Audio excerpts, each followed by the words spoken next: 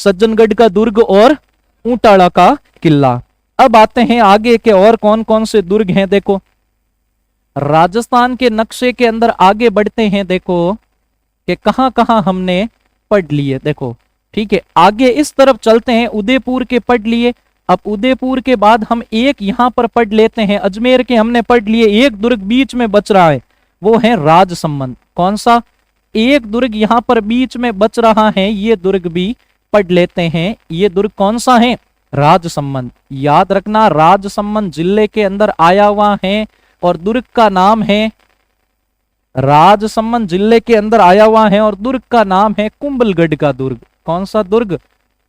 कुंभलगढ़ का दुर्ग। ठीक है, कुंभलगढ़ का दुर्ग बड़े दुर्गों में से इसे शामिल किया जाता है और राजसमंद के अंदर है। कहां पर है?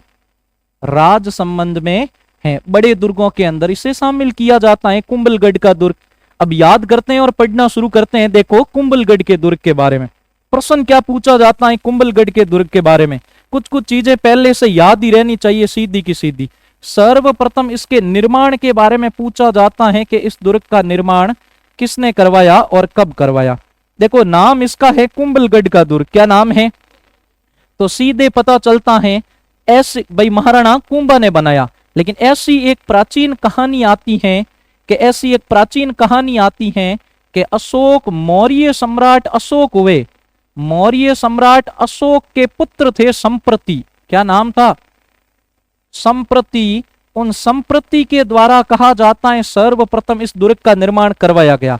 लेकिन यह दुर्ग पूरा का पूरा जीर्ण शीर्ण अवस्था में था, इसीलिए अपने समय के अंदर कहा जाता है 1448 से लगाकर 1458 ईस्वी तक, इस समय अवधि के दौरान महाराणा कुंभा जी के द्वारा ये युद्ध का, इस दुर्ग का पुनर्निर्माण करवाया गया। इस दुर्ग का क्या करवाया गया? पुनर्निर्माण करवाया गया। अब महाराणा कुंभा जी ने यह पुनर्निर्माण क्यों करवाया? तो वास्तव में अगर नक्शे के अंदर देखें, ये जो जगह आई हुई है, ये जगह बिल्कुल यहां पर पाली के नजदीक पड़ती है। तो महाराणा कुंभा जी ने पाली और नागौर को जीता। पाली और नागौर को क्या किया? जीता। पाली और नागौर को जीतकर, भाई पाली और नागौर को जीतने के बाद इस दुर्ग का निर्माण करवाया था। याद रखना नागौर विजय के बाद, नागौर विजय के उपलक्ष्य में इस दुर्ग का क्या करवाया? निर्माण करवाया। और ये दुर्ग बिल्कुल मारवाड़ और मेवाड़ की सीमाओं पर स्थित है। यानी इस दुर्ग के इस तरफ अगर चले जाए तो मारवाड़ की सीमा लगती थी और इस दुर्ग के इस तरफ चले आए तो मेवाड़ की सीमा लगती थी। एक इतिहास के अंदर कुंभा जी के समय आवड़ बावड़ की संधि हुई। कौन सी संधि? आवड़ बावड़ की संधि हुई, जिसमें मारवाड़ के राव जोधा जी थे और कुंभा जी, इनके बीच एक संधि हुई 1453 ईस्वी के अंदर। कब हुई? 1453 ईस्वी के अंदर। उसके अंदर मेवाड़ और मारवाड़ की सीमाओं का निर्धारण किया गया और एक निर्धारण बिंदु बनाया गया था सोजत को। किसे बनाया गया? सोजत पाली के अंदर। ठीक है, सोजत पाली के अंदर एक निर्धारण बिंदु बनाया गया और कुंभा जी ने अपनी इस सीमा को सुरक्षित करने के लिए इस कुंभलगढ़ दुर्ग का क्या करवाया था? निर्माण करवाया था। कुंभलगढ़ दुर्ग का क्या करवाया था? निर्माण। समझ में आ गो? कुंभलगढ़ दुर्ग का क्या करवाया? निर्माण करवाया था। याद रह जाएगा, महाराणा कुंभा जी के द्वारा, प्राचीन समय संप्रति के द्वारा बनाया गया था। अब इस दुर्ग के बारे में देखें तो दूसरी चीज याद रखना, यह दुर्ग कौन सी पहाड़ियों पर बना हुआ है। वास्तव में कहा जाता है कुंभलगढ़ का जो दुर्ग है वो 17 पहाड़ियों से घिरा हुआ है। कुंभलगढ़ का दुर्ग 17 पहाड़ियों से घिरा हुआ है, जिसमें हेमकूट नाम की पहाड़ी है, श्वेत निषाद नाम की एक पहाड़ी है, ठीक है, हेमगिरी नाम की एक पहाड़ी है, हेमकूट नाम की ऐसी पहाड़ियां हैं। 17 पहाड़ियों से घिरा हुआ है ये कुंभलगढ़ का दुर्ग। लेकिन याद रखना जरगा की पहाड़ी पर बना हुआ है। कौन सी पहाड़ी? जरगा की पहाड़ी पर यह दुर्ग बना हुआ है। बस ये याद रखना, कौन सी पहाड़ी पर बना हुआ है? जरगा की पहाड़ी पर यह दुर्ग बना हुआ है। दुर्ग बनाने का कारण क्या था? मारवाड़ से अपनी सीमा को सुरक्षित करना। ये दुर्ग और महाराणा कुंभा जी के द्वारा 1448 से 1458 के बीच इस दुर्ग का क्या करवाया गया? निर्माण करवाया गया। समझ में आ जाए, याद रह जाए। ये हो गए दुर्ग के निर्माण के संबंधित तथ्य। दूसरी चीज अपन जब पढ़ते हैं दुर्ग के बारे में तो पढ़ते हैं दुर्ग के उपनाम और इस दुर्ग पर कभी किसी ने कोई टिप्पणी की हो तो उपनाम और टिप्पणी पढ़ते हैं इस दुर्ग के ऊपर किसी ने की हो तो बताओ, क्या इस दुर्ग को किसी अन्य उपनाम से पुकारा जाता है? इस दुर्ग को, हाँ, इस दुर्ग को मच्छेंद्रपुर कहा जाता है। क्या कहा जाता है? मच्छेंद्रपुर का दुर्ग, मच्छेंद्रपुर का दुर्ग। ये क्यों कहा जाता है? कोई भी दुर्ग पड़ेगा, नाम लिखेंगे तो उनके पीछे उसका कोई न कोई कारण होगा। तो मच्छेंद्रपुर का दुर्ग क्यों कहा जाता है? पास में ही एक मच्छेंद्र दुर्ग बना हुआ है इन पहाड़ियों पर। क्या बना हुआ है? मच्छेंद्र दुर्ग बना हुआ है। उस दुर्ग का, वह दुर्ग भी इसी का अंश होने के कारण इसे क्या कहा जाता है? मच्छेंद्रपुर का दुर्ग। कुछ कहते हैं मच्छेंद्र नाम की पहाड़ियां होने के कारण भी कहते हैं। बताओ, इस दुर्ग का नाम कुंभलगढ़ क्यों पड़ा? राजस्थान के महत्वपूर्ण दुर्गों में से एक दुर्ग है, इसका नाम कुंभलगढ़ क्यों पड़ा? हाँ, महाराणा कुंभा जी की एक पत्नी थी कुंभ देवी। क्या नाम था? कुंभल देवी। उन कुंभल देवी के नाम पर इस दुर्ग का नाम क्या पड़ गया? कुंभलगढ़ पड़ गया। इस दुर्ग का नाम कुंभलगढ़ क्यों पड़ा? कुंभलगढ़ क्यों पड़ा? तो याद रखना, महाराणा कुंभा की एक पत्नी थी कुंभल देवी के नाम पर इनका नाम क्या पड़ गया? कुंभलगढ़ पड़ गया। ठीक है, ये दुर्ग याद रखना मेवाड़ के राजाओं की शरण स्थली कहलाता है। मेवाड़ शासकों की शरण स्थली कहलाता है। मुझे एक चीज बताओ, मेवाड़ के शासक ज्यादातर कौन से दुर्ग में रहते थे? किस दुर्ग के अंदर रहकर राज करते? चित्तौड़गढ़ के अंदर रहते थे। लेकिन जब भी संकट आता था, जब भी परेशानी आती थी, वो कहां पर चले आते थे? कुंभलगढ़ में चले आते थे। तो मेवाड़ शासकों की भाई शरण स्थली कहलाती हैं और मेवाड़ की संकटकालीन राजधानी कहलाता है ये दुर्ग। मेवाड़ की संकटकालीन राजधानी कहलाता है, यानी जब भी मेवाड़ के शासकों पर संकट आता था तो वो कहां पर आते थे? कुंभलगढ़ दुर्ग के अंदर आते थे। तो मेवाड़ के शासकों की संकटकालीन राजधानी कौन सा दुर्ग हुआ? कौन सा? कुंभलगढ़ का दुर्ग। कौन सा दुर्ग हुआ? कुंभलगढ़ का। याद रह जाएगा। अब एक इससे ही मिलते जुलते कुछ प्रश्न पूछ लेता हूं। अगर के महाराणा प्रताप की संकटकालीन राजधानी कौन सी थी? महाराणा प्रताप की संकटकालीन राजधानी कौन सी थी? गोगुंदा के अंदर महाराणा प्रताप का राज्य अभिषेक हुआ था, गोगुंदा नहीं थी। बताओ। चावंड। कौन सी थी? चावंड। जब हल्दी घाटी के युद्ध में महाराणा प्रताप कहा जाता है हल्दी घाटी का युद्ध अनिर्णायक रहता है, उस समय महाराणा प्रताप ने अपना अस्थायी ठिकाना चावंड को बनाया था। तो चावंड महाराणा प्रताप की संकटकालीन क्या कहलाती है? राजधानी। और ये चीज इंपॉर्टेंट है, काफी बार एग्जाम के अंदर भी आ चुकी है। महाराणा प्रताप की संकटकालीन राजधानी कौन सी है? चावंड। महाराणा प्रताप की संकटकालीन राजधानी। और महाराणा प्रताप का प्रथम राज्य अभिषेक कहां पर हुआ था? गोगुंदा के अंदर हुआ था। कहां पर हुआ था? गोगुंदा के अंदर। अब अगर कह दिया जाए मारवाड़ के राजाओं की संकटकालीन राजधानी कौन सी थी? मारवाड़ के राजाओं की संकटकालीन राजधानी, तो याद रखना सिवाना का दुर्ग। कौन सा दुर्ग? सिवाना का दुर्ग। सिवाना का दुर्ग कौन से जिले में? 50 जिलों के अनुसार बालोतरा में। किसमें? बालोतरा में। तो मारवाड़ के राजाओं की संकटकालीन राजधानी, ठीक है, सिवाना का दुर्ग। अब अगर कह दिया जाए रणथंभौर के चौहान शासकों की संकटकालीन राजधानी, या ऐसा कह सकते हैं संकट के समय वो कहां पर जाते थे? हर दुर्ग की एक संकटकालीन राजधानी कहलाती थी पहले के समय। तो रणथंभौर के किले के पहले एक झाइन दुर्ग बना हुआ था जिसे रणथंभौर दुर्ग की कुंजी कहते हैं, वो उसमें शरण लेते थे। उसमें क्या लेते थे? शरण लेते थे झाइन के दुर्ग में। किस दुर्ग के अंदर? झाइन के दुर्ग के अंदर। तो मेवाड़ की संकटकालीन राजधानी तो कौन सी हुई? कुंभलगढ़ का दुर्ग। संकट के समय यहां पर आकर रुकते थे। याद रह जाएगा। ये हो गए कुंभलगढ़ के क्या नाम? कुंभलगढ़ के कुछ क्या हो गए? नाम हो गए। याद रह जाएंगे। ठीक है, आगे और पढ़ना शुरू करते हैं। देखो, क्या इस दुर्ग पर कभी किसी ने कोई टिप्पणियां की? हाँ, टिप्पणियां हुई। ठीक है, और बड़ी महत्वपूर्ण टिप्पणियों में से एक है। एक टिप्पणी तो हमेशा याद रख लेना, जो किसने की थी? अब्बुल फजल ने की थी। ये सबसे प्रसिद्ध है, अब्बुल फजल। अब्बुल फजल की टिप्पणी सबसे प्रसिद्ध है, याद रखना। अब्बुल फजल ने इस दुर्ग को देखकर कहा था कि ये दुर्ग इतनी ऊंचाई पर बना हुआ है, इतनी ऊंचाई पर बना हुआ है कि अगर कोई व्यक्ति ऐसे उसको देखे दुर्ग को तो उसके सिर की पगड़ी गिर जाती है। सिर की क्या गिर जाती है? पगड़ी तक गिर जाती है। यानी ऊंचाई पर देखने पर सिर की क्या गिर जाए?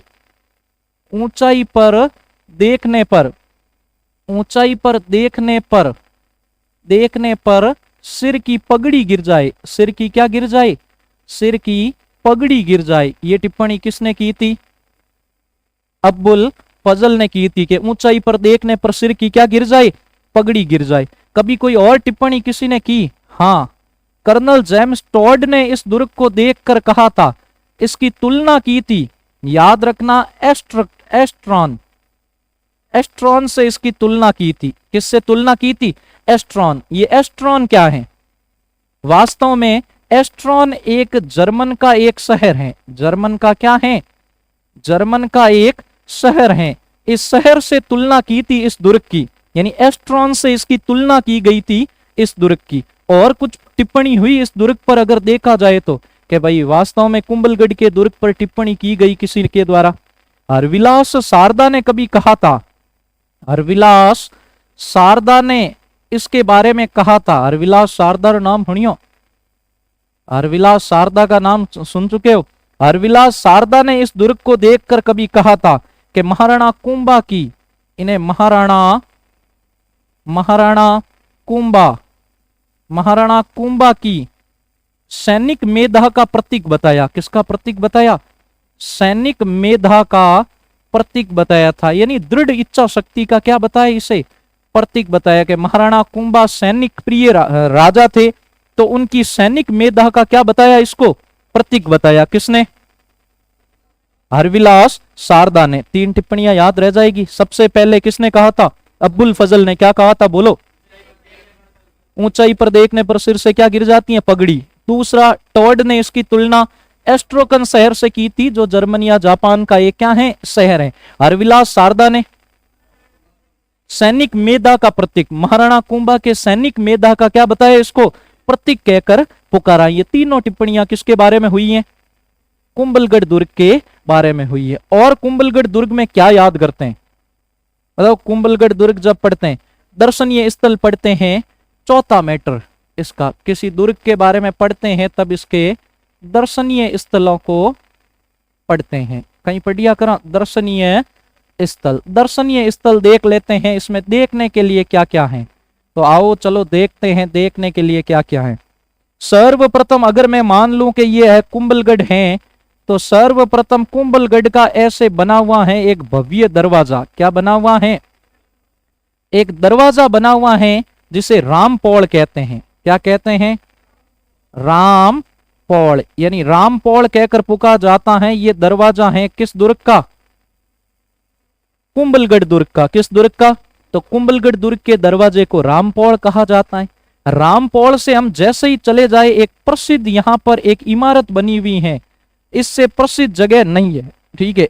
इस कुंभलगढ़ दुर्ग के सबसे ऊंचाई पर एक कहा जाता है, एक जगह बनी हुई है जिसे कटारगढ़ कहते हैं। क्या कहते हैं, कटारगढ़ कहते हैं। कुंभलगढ़ दुर्ग की ये सबसे प्रसिद्ध जगह है। ये क्या है, सबसे प्रसिद्ध है कुंभलगढ़ के अंदर। ये कटारगढ़ एक कुंभलगढ़ दुर्ग की सबसे ऊंचाई पर बना हुआ एक महल है। सबसे ऊंचाई पर बना हुआ क्या है, महल है। इसी महल के अंदर कुंभा जी रहते थे। कुंभा जी क्या करते थे, रहते थे। याद रखना, कुंभा जी रहते थे। और यहीं से सबसे ऊंचाई पर है, यहीं से सारे के सारे मेवाड़ पर क्या रखते थे, ध्यान रखते थे। अब ध्यान किससे रखा जाता है, जैसे आपको अपने घर का ध्यान रखना है, कैसे रखोगे, आंखों से रखोगे। क्या ज्ञान वाली बात की, आंखों से रखोगे, बिल्कुल सही कहा, ठीक है। और कैमरे लगाकर भी रख सकते हो। कैमरे भी एक तरीके की क्या है, आंखें ही है, जब आप कहीं पर गए हुए हो, ठीक है। तो वास्तव में कुंभा जी यहीं पर बैठकर इस दुर्ग के बारे में ध्यान रखते थे, इसीलिए इसे मेवाड़ की आंख कहते हैं। इस जगह को क्या कहते हैं, मेवाड़ की आंख कहकर पुकारा जाता है। याद रखना इस दुर्ग को, ठीक है। मेवाड़ कहीं कहा करे, आंख कहा जाता है। और ये बना देता हूं मैं आंख, ठीक है, कैड़ी के आंख, बहरे डोले जियो, ओ हो, ठीक है। ये बना दी मैंने आंख, क्या बना दी, आंख बना दी। याद रखना, ये मेवाड़ की इसे क्या कहा जाता था, आंख कहकर पुकारा जाता था, ठीक है। मेवाड़ की क्या हो गई, आंख कहकर इसे पुकारा जाता है। और कटारगढ़ के अंदर क्या था, देखो, कटारगढ़ जो दुर्ग था, कटारगढ़ जो जगह थी, वो कुंभलगढ़ की सबसे प्रसिद्ध जगह थी, ठीक है। कटारगढ़ के अंदर एक तो बने हुए थे जनाना महल, क्या बने हुए हैं, जनाना महल बने हुए थे। और एक बने हुए थे श्रृंगार कक्ष। क्या बना हुआ था? श्रृंगार कक्ष बना हुआ था। कुंभलगढ़ का जो जनाना महल है, इसी महल के अंदर महाराणा प्रताप का क्या हुआ था? जन्म। महाराणा प्रताप अपनी इतिहास के सबसे बड़े हीरो, अपने इतिहास के सबसे बड़े हीरो महाराणा प्रताप का क्या हुआ था? जन्म हुआ था। और महाराणा प्रताप के जन्म के बारे में एग्जाम में पूछा भी जा चुका है कि महाराणा प्रताप का जन्म कब हुआ? बताओ कब हुआ भाई? 9 मई 1540। 9 मई 1540 को महाराणा प्रताप का क्या हुआ था? जन्म हुआ था। याद रखना, ठीक है। कहां पर हुआ था? कटारगढ़ में हुआ था। कटारगढ़ के जनाना महल के अंदर महाराणा प्रताप का क्या हुआ था? जन्म हुआ था। और कौन कौन सी चीजें हैं जो कुंभलगढ़ के अंदर आपको देखने को मिलेगी? ठीक है, कुंभलगढ़ के अंदर और कौन कौन सी हैं? रामपौड़ हो गई, कटारगढ़ हो गया। एक यहां पर पीछे की साइड में जाएंगे तो यहां पर अग्नि वेदिकाएं बनी हुई हैं। क्या बनी हुई हैं? ऐसे अग्नि वेदिकाएं बनी हुई हैं। याद रखना, 128 अग्नि वेदिकाएं हैं। कितनी वेदिकाएं हैं? अग्नि वेदिकाएं बनी हुई हैं और 128 अग्नि वेदिकाएं हैं। याद रखना, कितनी अग्नि वेदिकाएं हैं? 128 अग्नि वेदिकाएं बनी हुई हैं। वो भी कहां पर हैं? कुंभलगढ़ के अंदर। अब इसके अंदर एक मंदिर बना हुआ है। कौन सा? हाँ, यहां पर एक मंदिर भी बना हुआ है। याद रखना, एक मंदिर बना हुआ है यहां पर, और उस मंदिर का नाम है कुंभ स्वामी मंदिर। ये मंदिर महत्वपूर्ण है। कुंभ स्वामी मंदिर। कौन सा मंदिर है? कुंभ स्वामी मंदिर। इस कुंभ स्वामी मंदिर के अंदर ऐसे एक कुंड बना हुआ है, बहुत बड़ा कुंड है। ठीक है, कुंड में न कहीं होई, कुंड रे अंदर पानी होई। ठीक है, बिल्कुल सही बात है। ये बहुत बड़ा एक कुंड बना हुआ है। इस कुंड को कहते हैं मामा देव का कुंड। कैसा कुंड? मामा देव का कुंड। मामा देव जी का कुंड बना हुआ है। ठीक है, इस कुंड के अंदर कहा जाता है अंतिम समय महाराणा कुंभा को जब बीमारी हो जाती है तो महाराणा कुंभा ज्यादा समय यहीं पर रहते थे। कहां पर? इस कुंभ स्वामी मंदिर के अंदर मामा देव के कुंड में, अपने शरीर को ठंडा रखने के लिए। अपने शरीर को क्या रखने के लिए? ठंडा। इसी के पास एक प्रशस्ति लगी हुई है। इसी के पास एक प्रशस्ति लगी हुई है जिसमें यह जानकारी मिलती है कि महाराणा कुंभा की मामा देव के कुंड के अंदर ही महाराणा कुंभा के जो पुत्र थे उदा, उन्होंने महाराणा कुंभा की हत्या की थी। तो इसीलिए उदा को मेवाड़ का पितृहंता कहते हैं। मेवाड़ का क्या कहते हैं? पितृहंता का मतलब हाँ, पिता की हत्या करने वाला। इसके पास लगी हुई प्रशस्ति के अंदर ये जानकारी मिलती है। उदा को मेवाड़ का क्या कहा जाता है? पितृहंता कहकर पुकारा जाता है। ठीक है, मारवाड़ के पितृहंता कौन है? हाँ, मालदेव जी राठौड़। ठीक है, तो मेवाड़ का पितृहंता किन्हें कहते हैं? उदा को कहते हैं। किन्हें कहते हैं? उदा, जिन्होंने मामा देव जी के कुंड के अंदर अपने पिता की क्या की थी? हत्या की थी। ठीक है, और कुंभलगढ़ के अंदर कौन सी फेमस बात है? अब एक बात बहुत फेमस है जिसकी वजह से कुंभलगढ़ का दुर्ग इतना प्रसिद्ध हुआ। एक चीज तो सबसे ज्यादा प्रसिद्ध है, ये जो दीवार है कुंभलगढ़ की, ये आसपास की मैं बना दूं क्या दीवार?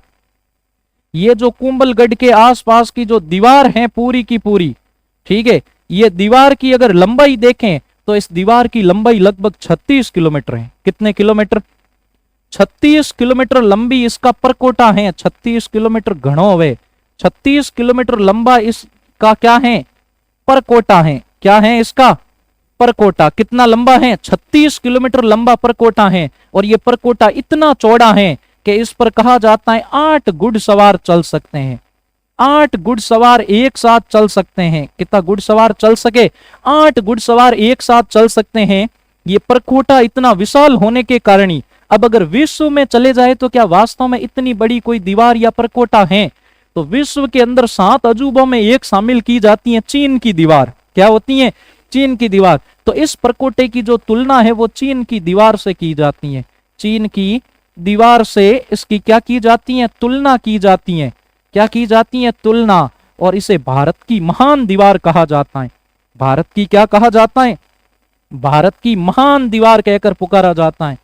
भारत की महान दीवार, भारत की महान क्या कहते हैं? दीवार कहकर इसको पुकारा जाता है। किनको? कुंभलगढ़ दुर्ग का जो परकोटा है उसे भारत की महान दुर्ग कह दीवार कहकर पुकारा जाता है। याद रह जाएगा, याद रह जाएगा। ठीक है, कुंभलगढ़ दुर्ग के अंदर और बताओ कोई कुंभलगढ़ दुर्ग के अंदर कुछ है। एक छतरी बनी हुई है जो भी प्रसिद्ध है, एक छतरी बनी हुई है ऐसे, ये छतरी भी बड़ी फेमस है, बड़ी फेमस छतरी है एक, ये छतरी है याद रखना उडना राजकुमार की छतरी, उडना राजकुमार की छतरी, उडना राजकुमार की छतरी। ये उडना राजकुमार कौन थे जिनकी छतरी इस कुंभलगढ़ के अंदर बनी हुई है? उडना राजकुमार, वास्तव में राजकुमार लिखा गया है तो ये शासक है ही नहीं, ये राजकुमार हैं। ये वास्तव में मेवाड़ के एक राजकुमार थे जिनका नाम था पृथ्वीराज सिसोदिया। क्या नाम था? ये वास्तव में उडना राजकुमार कौन है? ये पृथ्वीराज सिसोदिया जब भी युद्ध भूमि के अंदर उतरते थे तब अपने घोड़े को लेकर युद्ध में इतना तेज दौड़ते थे, इतना तेज युद्ध करते थे, युद्ध करने की कला इतनी तेज थी कि इन्हें उडना राजकुमार कहा गया। कि ये युद्ध में उतरते थे तब उतरते नहीं थे, ये उड़ते थे। क्या करते थे? अपने घोड़े के साथ तेजी के साथ युद्ध करने के लिए विख्यात थे, इसीलिए पृथ्वीराज सिसोदिया को एक उपनाम दे दिया गया। क्या कहकर पुकारा जाया? उडना राजकुमार कहा गया। क्या कहा गया? उडना राजकुमार कहा गया। तो इनकी 12 खंभों की छतरी कहां पर बनी हुई है? कुंभलगढ़ दुर्ग के अंदर बनी हुई है। कहां पर बनी हुई है? कुंभलगढ़ के अंदर बनी हुई है। तो याद रह जाए किन की छतरी? उडना राजकुमार पृथ्वीराज सिसोदिया की छतरी। ये कुछ महत्वपूर्ण बातें हो गई किन के बारे में? कुंभलगढ़ दुर्ग के बारे में। और इसी के साथ आपका कुंभलगढ़ दुर्ग क्या होता है? कंप्लीट होता है। समझ में आ गो? अड़ तक सबू पहला उदयपुर दुर्ग पढ़िया किया सज्जनगढ़ दुर्ग और ऊंठाड़ा का किला। सज्जनगढ़ दुर्ग और कौन सा? ऊंठाड़ा का किला। कौन सा किला हो गया? ऊंठाड़ा का किला हो गया। अगर राजस्थान के नक्शे में देखें तो उदयपुर से अलग होकर एक जिला बना,